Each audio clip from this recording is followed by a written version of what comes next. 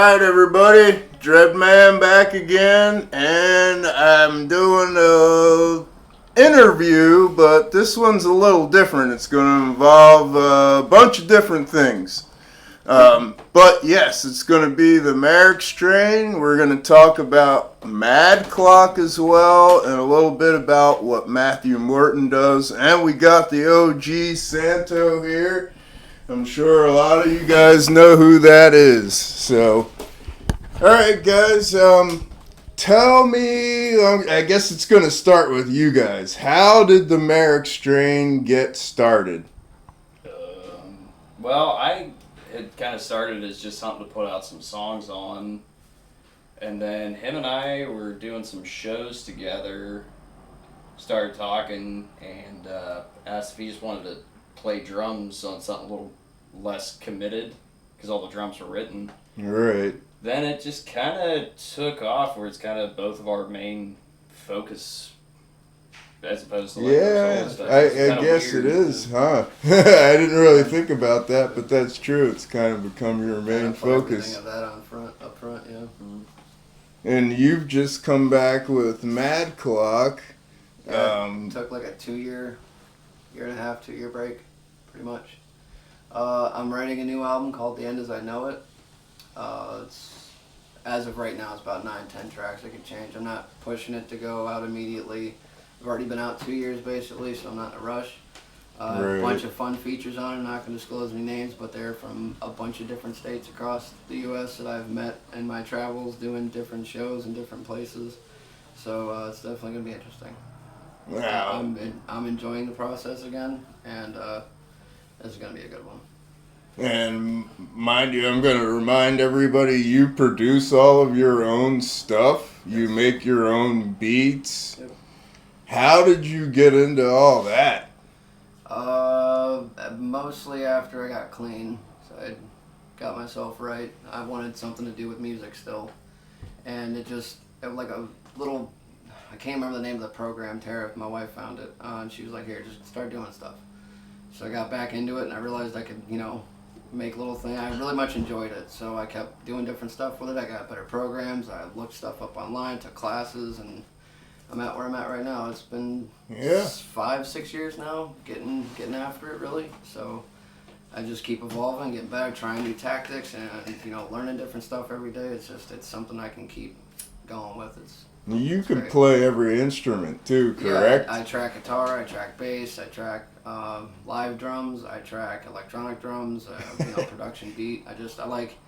I've evolved over playing. I just wanted my hands on everything in school, so I wanted to play guitar. I wanted to mess around with everything. So it just kind of culminated into learning these things on my own.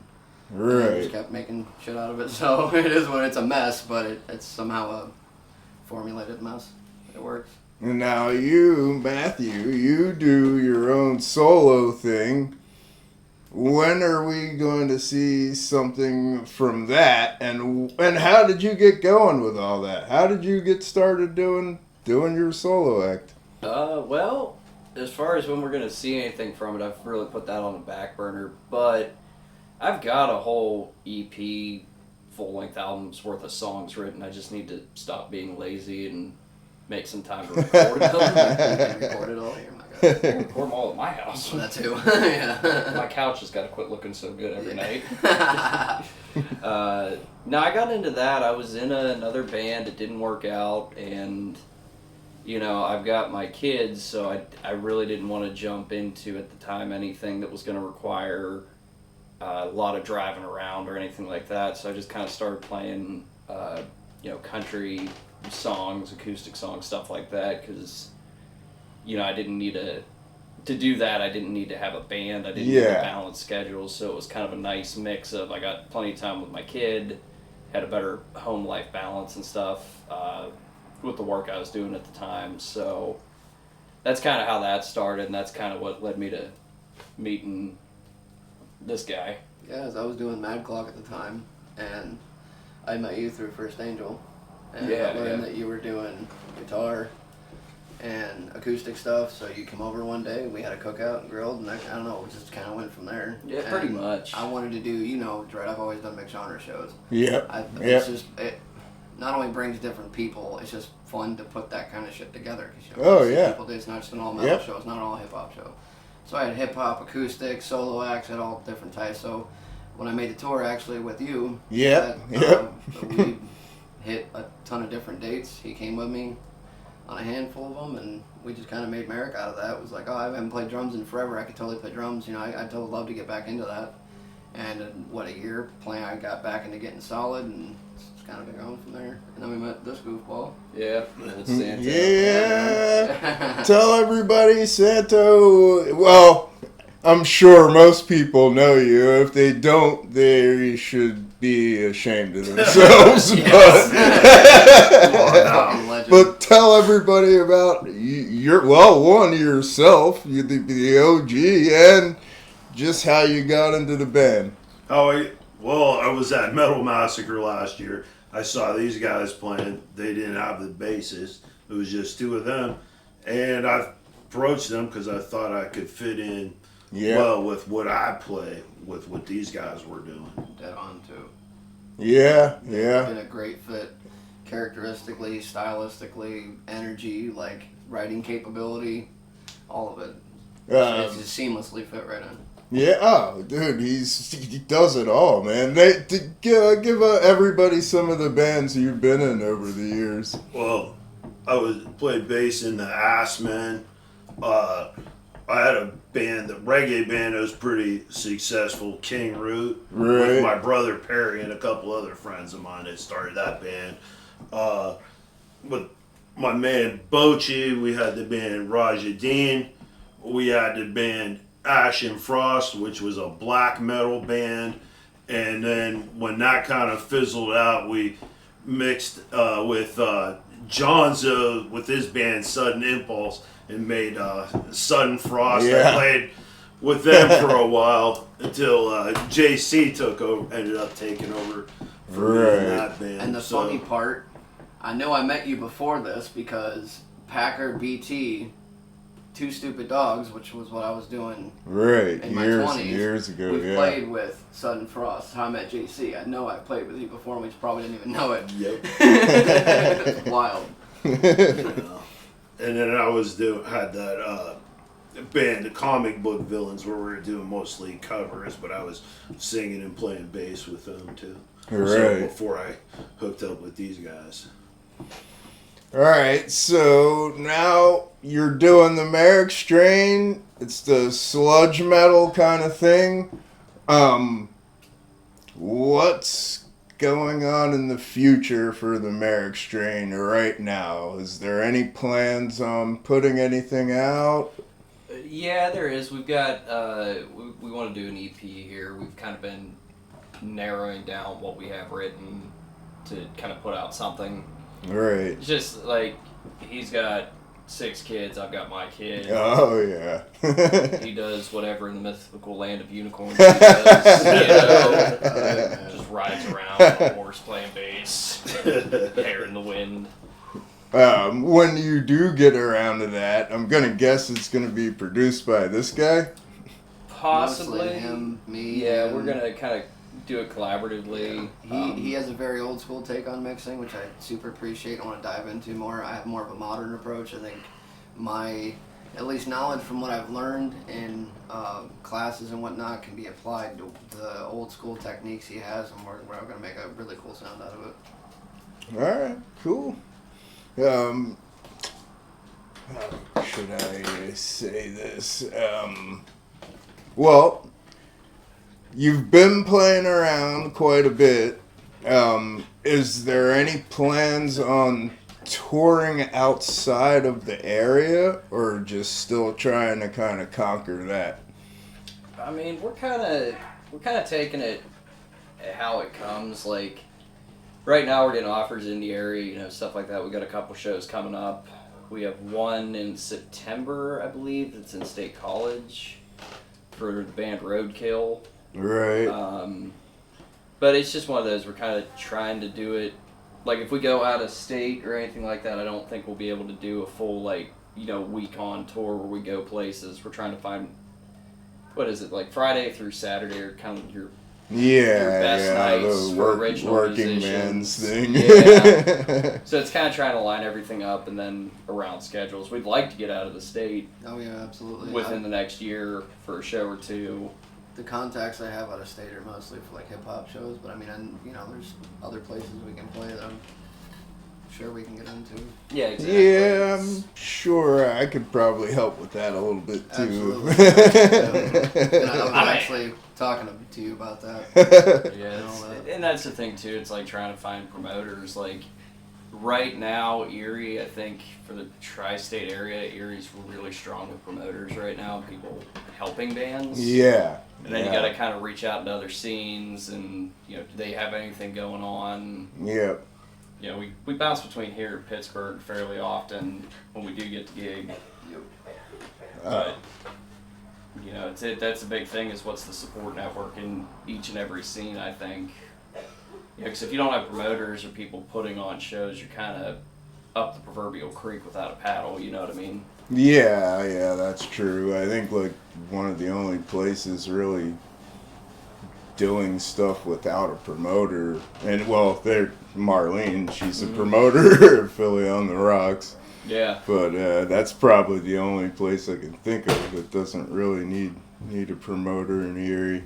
Yeah, and Marlene's great to every band that comes in the door. Absolutely. We absolutely love Phillies. It's pretty much our home stage.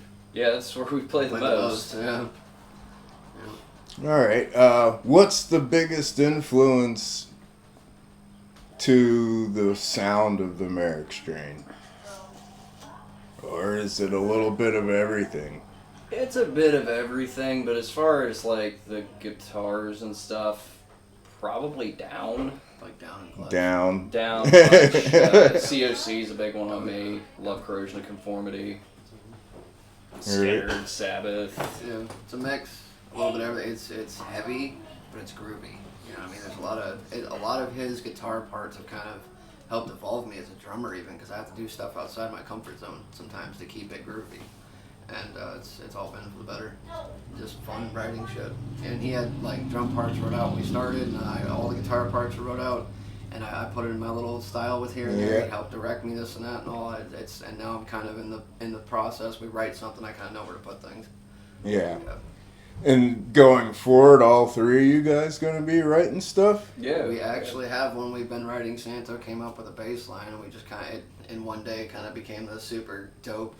We've never did a song like this kind of song, and we're still working on it before we, release it or play it live, whatever the fuck. So, but it's a jam. Yeah, I can't wait to hear that It's a one. jam, bro. Like, I heard the bass line, I'm like, yes, yeah, dude, something. Let's go. It's amazing what having at least one competent musician in a band Right. can do to your sound. Monkey drum. It's just a blues scale. And It's C why it sharp. works though. It's never fail. Like blues scales don't fail, bro. It's the way it is. Speaking of that, do any of you guys actually have any music theory lessons background, or did you guys just kind of learn? I had some drum lessons when I was like in middle school, but other than that, no. I just kind of winged it. I'm a completely self-taught musician. I can read guitar tab, and I can copy what someone's doing, emulate whatever. I can even somewhat by sound find stuff. But if you Right. put a piece of sheet music in, it's Chinese. Can't do it. Can't Wow. fucking do it, you know? Like drum theory, technique and all that. He's helped me with a few things. Not that I was a complete shit drummer. I had fundamentals, you know what I mean? But I was pretty basic in what I was doing until I kept getting back into it. I played in high school, you know what I mean? So I didn't really get much out of that except for a drum kit. The last time I played drums before I got with him was probably like 10, 12 years. Holy Some shit. shit like that. dude. Never owned a drum kit, so I just played when my friends had a kit. My Jeremy from Two Stupid Dogs had a drum kit up in his attic. We jammed all the time in high school and all that. But yeah, I just self-taught. I always find that amazing when somebody's just knows every instrument and just comes out of themselves, like out of the ether. I don't consider myself an accomplished musician on any of these. I just found stuff that sounds good and just made shit out of it. It's pretty much the way I see it, the best that I could. I'd say the guy that's got actual theory more than like 5 chords in a scale is That dude. this guy over here. Yeah. Santo? Yes. Wow. I was just mentioning earlier, he I was just spouting stuff off at practice about fifths and this, and I'm going, wow. Okay, cool. You got some? you had take some lessons? Not really. I'm mostly self-taught, and as far as theory, I just picked up different things from books and, back in the day, reading books about it, and I just absorb it, and it's helpful. And I do some teaching of young people. I work in music therapy as well as art do ya? therapy. Yeah.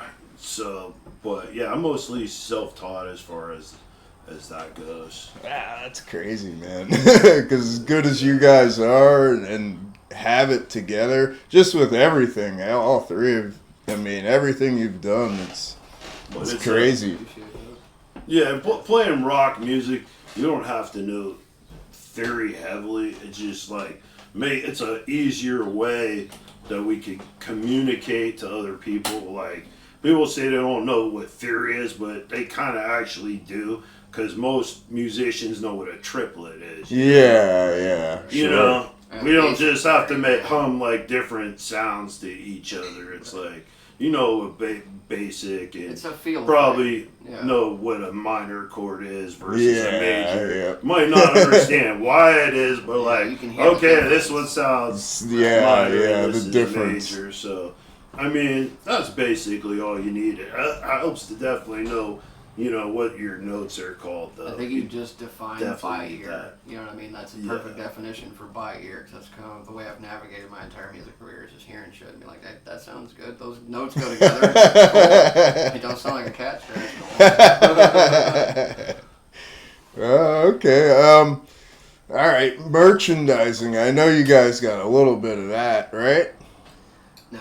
we have some great plans. We had stickers at one point. But we have plans. As you guys know, Tara, Mama MadClock, made all my merch for that stuff. So she's obviously going to be helping do most of that until we can get, farther along. Because, we're just glorified merch people. Yeah, we're glorified T-shirt salesman. Yes. Problem we're running into is like the startup, and not really. So I know. it's It takes it's money. Just finding, Yeah. finding like how much do you need, getting started with it. You want to start small so you don't overinvest and end up with a bunch of shit left Useless over. stuff. Yeah, don't tell me how I know that. Yeah, and then there's, I know how you know that. Yeah, I do. But there's discount at the MadClock's store. But, 100% off. Just take the shit. But no, like there's been there's just been stuff in our personal lives and everything that like merch, recording, stuff like that doesn't really take the main precedent of it. Yeah. You know what Yeah. I mean, like we've always been kind of the rule that made him and I work when it was just the two of us was like kids, family first. So Yep. Always. yeah, and like we play somewhat regularly, but like we don't get out as much as some bands do, and that's that's good for the other bands that they're getting out like that.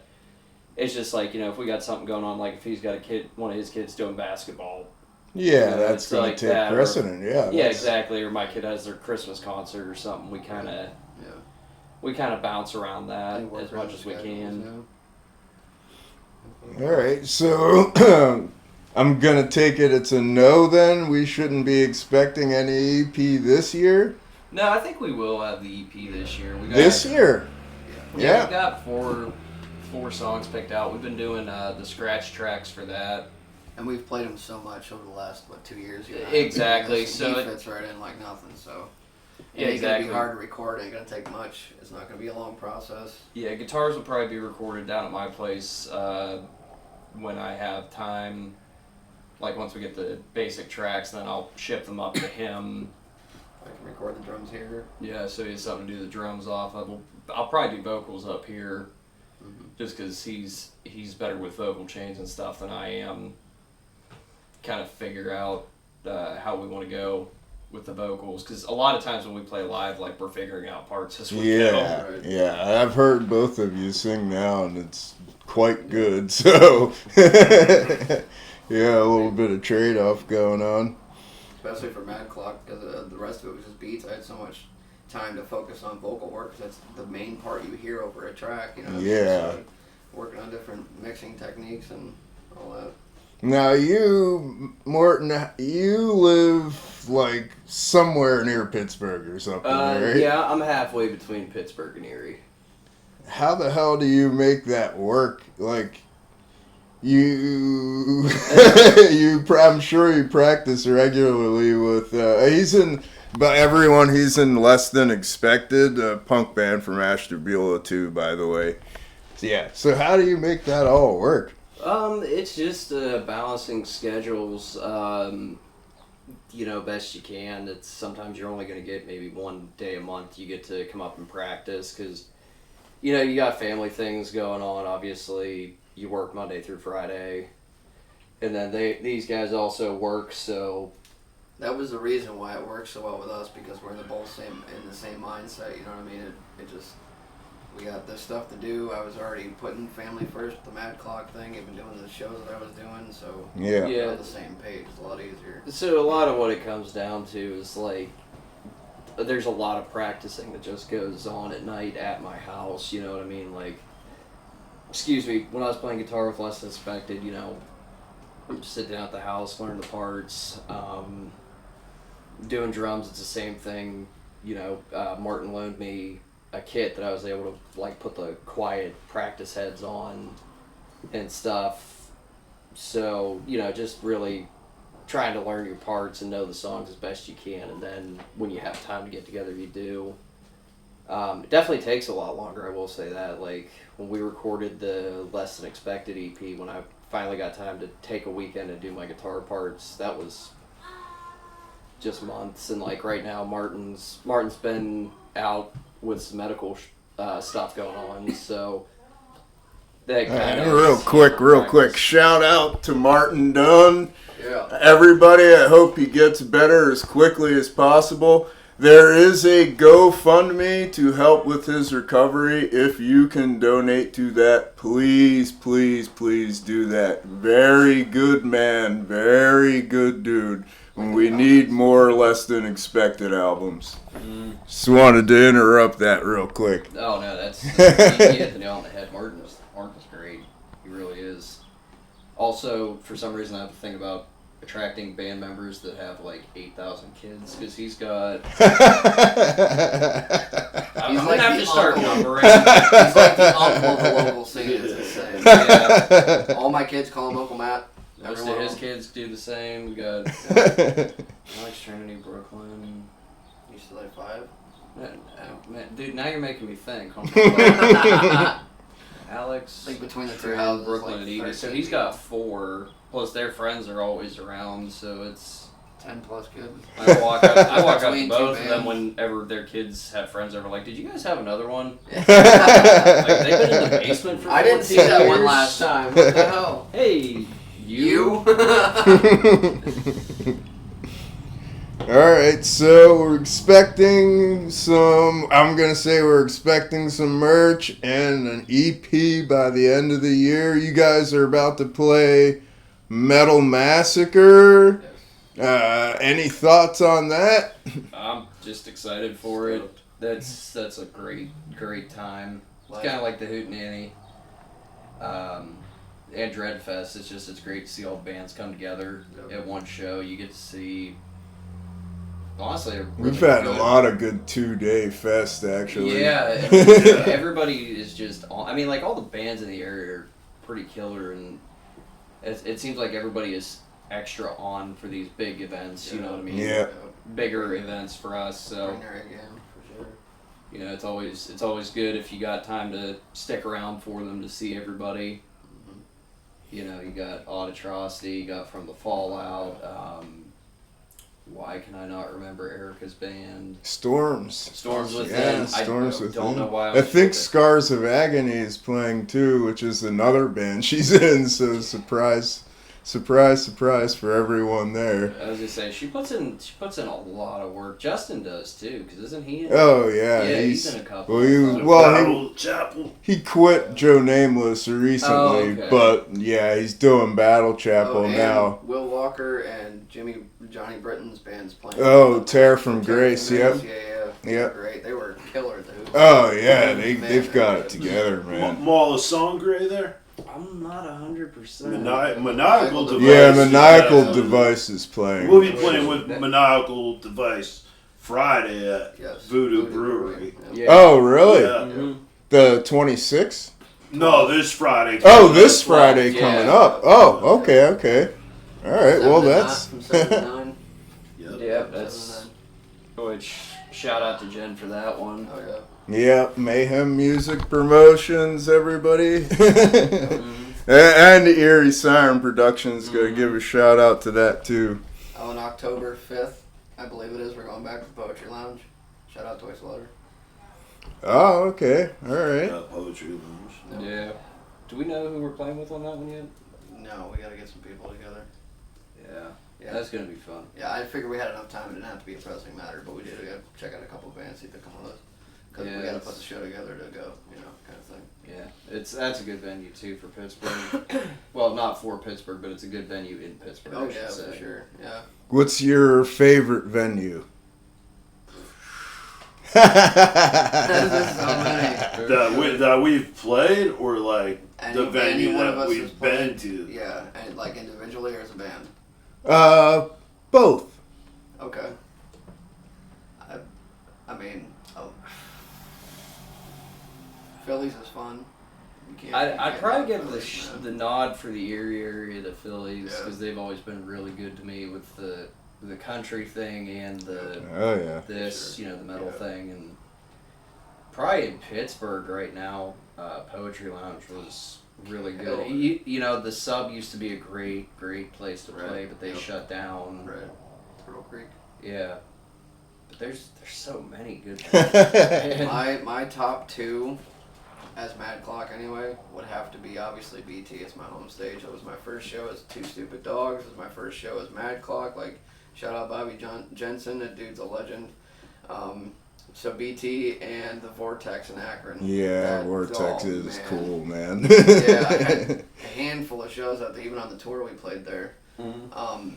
But I did the Hunger Games competition out there. Oh yeah, I got yeah. third place. That was the sound. The sound there is fantastic. That's why I like the Poetry Lounge so much. Their sound's top notch. The Hootenanny sound was fantastic. That's probably the best sound I've ever heard us be put through. that was was the Hootenanny.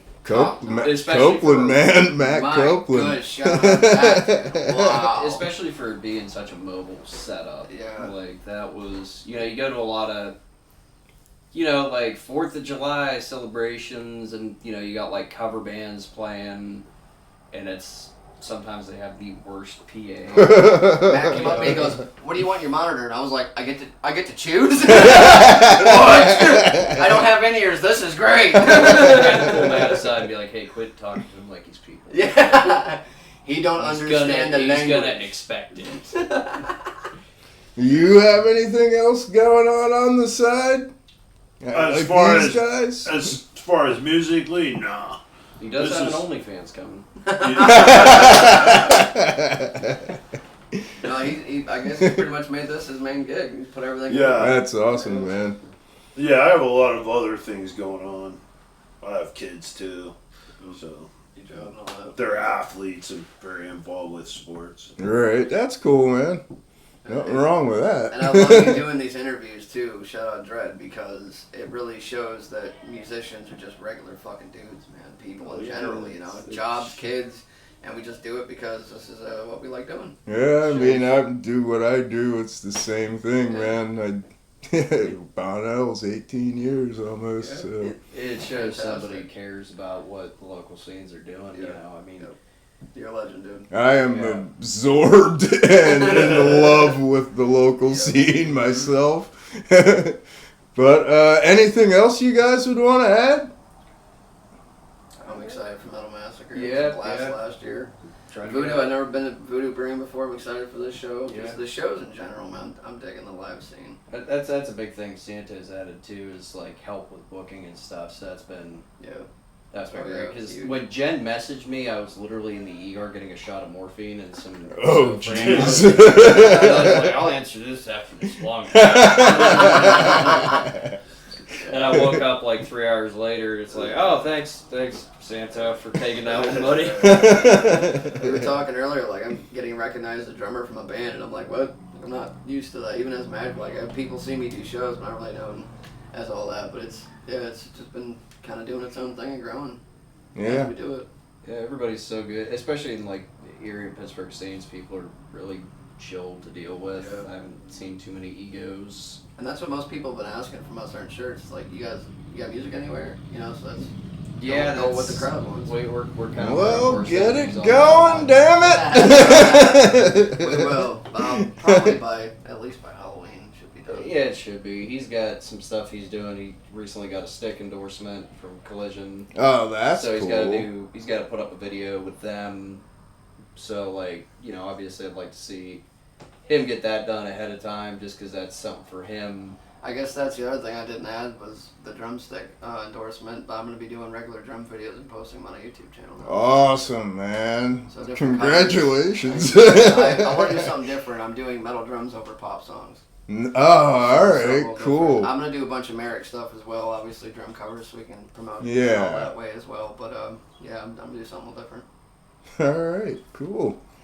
Alright, well, it's been very cool talking with you gentlemen. We're gonna As always. wrap it up right there. Right on. Appreciate you, Dread Man. Merrick Strain, Matthew Morton, and MadClock. Follow all the socials, YouTube channels. You know what to do, people. Keep it heavy. Unsolicited.